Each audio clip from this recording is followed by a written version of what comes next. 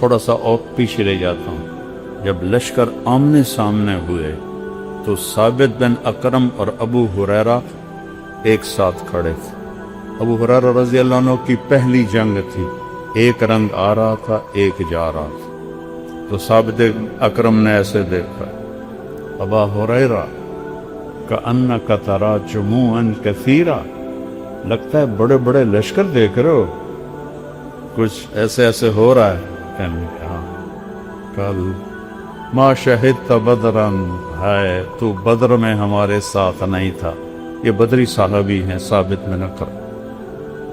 نحن لا ننصر بالکثرہ، ہماری مدد کثرت پہ نہیں ہوتی، اوپر والے کے ساتھ دینے سے ہوتی ہے۔ اب آپ خاموش ہیں اور جھنڈے کے بارے میں جھگڑا ہو رہا ہے۔